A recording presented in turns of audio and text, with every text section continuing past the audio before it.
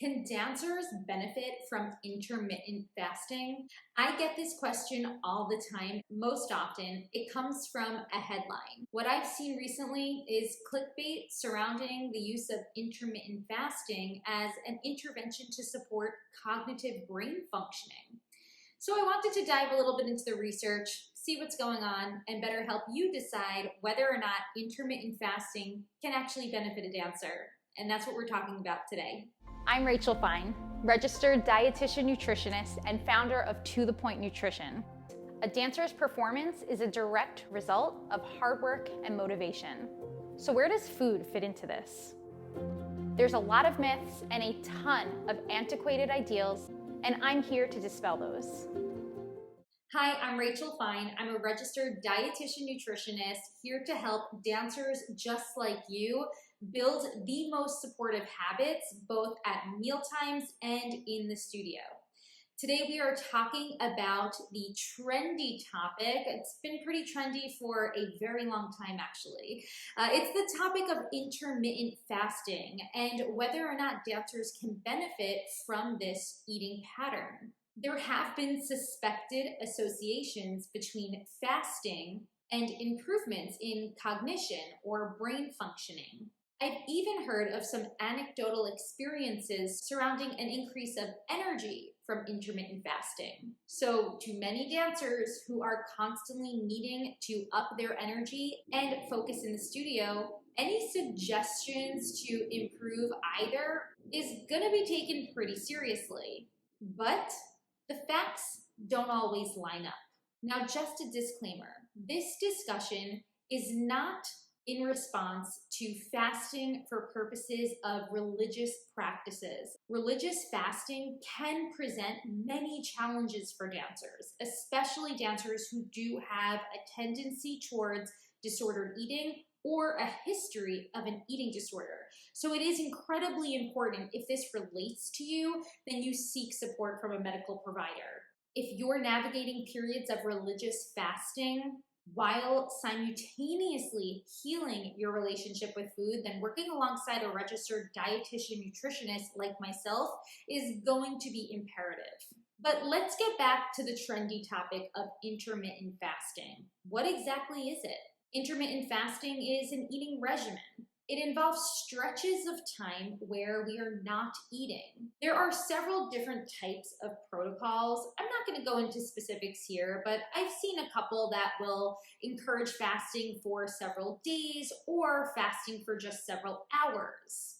Similar to most trendy diets, though, intermittent fasting is often guised as a wellness program. And what becomes most challenging for clinicians like myself is the often questionable but still apparent body of research that, while large, doesn't necessarily depict the story often presented to the public, let alone dancers. Why might dancers turn to something like intermittent fasting? There could be many reasons, some of which I explained earlier, perhaps thoughts that it will help with cognition, concentration, maybe even energy. Many dancers also turn to these extreme methods of dieting. Yes, intermittent fasting is a diet for purposes of wanting to lose weight or change their bodies, especially before an upcoming intensive, audition, or performance season. Some believe intermittent fasting to even be an intervention for some chronic medical conditions. However, the research does not support the use of intermittent fasting for chronic medical conditions. Similar to most nutrition-related research that tests intermittent fasting are often limited to very small sample sizes that are nearly impossible to apply to larger audiences. And there's usually no long-term follow-up to say what are the long-term effects of this diet or lifestyle. In fact, what we see with intermittent fasting most often are experiences that are self-reported, not backed by solid evidence. And when it comes to weight, interestingly enough, a recent review on the various studies for intermittent fasting did not present any differences in changes of weight, body composition, blood pressure, and even cardiometabolic risk factors that some might say would have improved with such an eating behavior. Most important, this is what I want to make clear, to date, we do not have sufficient research that supports the use of intermittent fasting for athletic populations, let alone dance populations. What makes intermittent fasting a bit different from other types of diet or dieting protocols is that sometimes it might not technically be restrictive from a caloric standpoint.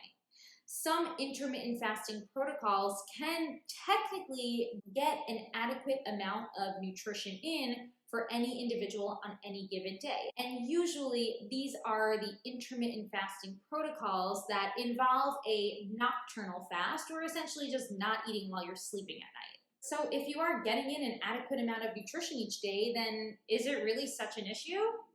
Yeah. There's a number of reasons why it's still problematic.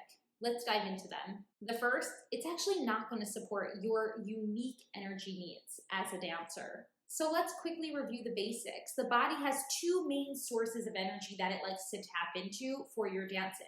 Either your carbohydrate stores, otherwise known as glycogen, or maybe even sometimes your fat stores. When it comes to your physical movement though, so the movement that you are doing in a dance class, that quick onset movement, your body will prefer to burn carbohydrates. Glycogen, it's more readily available, especially during times when quick movement, like Petit Allegro, is a necessity. Utilizing glycogen during these times allows the body to conserve, specifically protein, for muscle repair and muscle rebuilding. It also wants to conserve fat for hormonal production. This helps in the maintenance of strong bones. But here's the kicker. Glycogen depletes rather quickly. In fact, we can deplete our body's main source of glycogen within a 90-minute intense dance class. As a result, it is critical for us to consistently replenish our body's glycogen stores throughout the day and even prior to our overnight hours of sleeping. That's because our body still burns glycogen even when we're asleep. And actually, we can utilize all of our body's glycogen after a full night of sleep. This is where breakfast becomes really important, by the way. If one is partaking in intermittent fasting behaviors and it's causing them to either miss an opportunity for post-performance recovery, in other words, not get in a meal or a snack after an evening of dancing, or perhaps it's causing them to wake up in the morning and not have the ability, because they're trying to abide by those regimented time schedules, not have the ability to get in that replenishing breakfast, then guess what? That dancer is going to be risking their glycogen and therefore their energy levels. Key takeaway, meal timing is incredibly important for dancers. And if you're attempting to navigate constraints around your meal timing efforts, then you're gonna risk major performance sacrifices. Another reason why intermittent fasting does not work for dancers, it doesn't support their mindsets. So as I was mentioning earlier, technically, yes, a dancer might be able to meet all of their nutritional needs in a subset period of hours.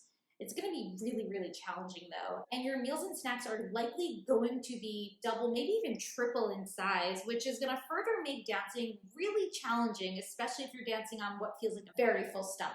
But that's just aside from the point. Let's just say, for argument's sake, you are getting in enough during the day, but you're still trying to abide by this restrictive food rule. And psychologically, that's not going to work for you long term. The moment we create a food rule for the purpose of attempting to control an otherwise biologically intuitive process like eating, we risk psychological repercussions. Obsessive thoughts about food, intensified cravings, these are just some of them. Now, one of the biggest arguments that I do hear about intermittent fasting is, isn't it good to give our digestive tracts a break?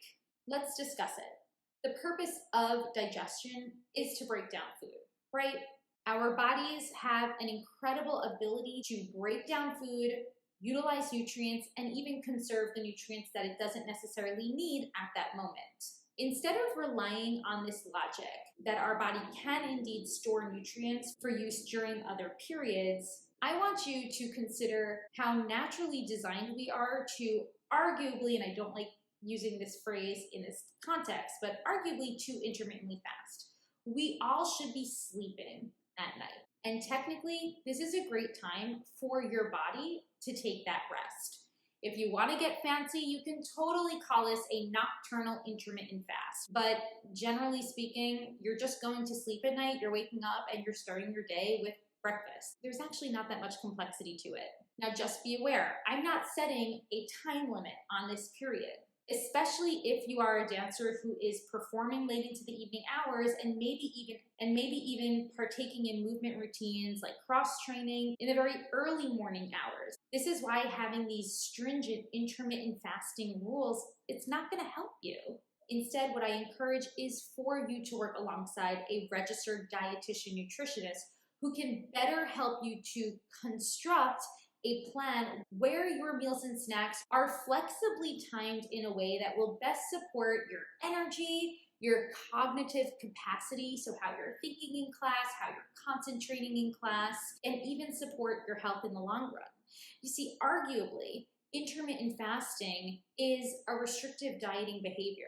Restrictive dieting poses a ton of negative consequences for a dancer. Consequences not just to their physical health, but also to their mental health.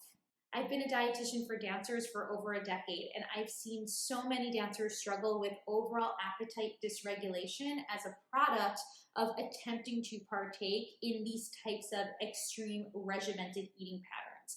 So we really want to consider what is most supportive and sustainable, and working with a dietitian can best help you to construct a flexible plan that's really going to work for your unique needs. Ultimately, we are striving for a goal of eating intuitively.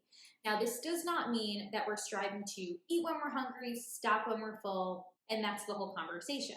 No. At its core, intuitive eating defines our ability to provide our bodies with baseline nourishment. For many dancers, while we try to regain hunger cues alone cannot dictate how we eat in a day. And this is simply because obstacles exist that cause hunger cues to often go diminished or unnoticed for many dancers. And because dancers are 3 times more likely when compared to the general population to develop an eating disorder, it is incredibly important that we are prioritizing that baseline adequate nourishment above all else. This might mean having to rely on flexible proactive fueling techniques, in addition to food flexibility techniques, mindful eating techniques, food neutrality techniques, all of these wonderful tools that the dancers and I work with in the Healthy Dancer program. Attempting to abide by any restrictive, regimented routine is going to drive us further from that ability to eventually fuel ourselves from a place that's intuitive. So the bottom line, no, I don't encourage intermittent fasting for dancers. It's not going to help your energy in the short term. It's likely going to leave you feeling a lot of brain fog in the studio, especially if you are not actively replenishing your body's glycogen stores after intense bouts of dancing, whether it be a late night class or a late night performance or even an afternoon class, whatever it might be. We always need to honor our body's need for reliable and consistent energy. And intermittent fasting gets in the way of that. I hope you're walking away with some newfound knowledge about this trendy topic. But if you want to learn more, head over to my blog where I speak about it more, in addition to hundreds of other topics that can support a dancer's nutritional well-being. Until next time, I'll talk to you soon.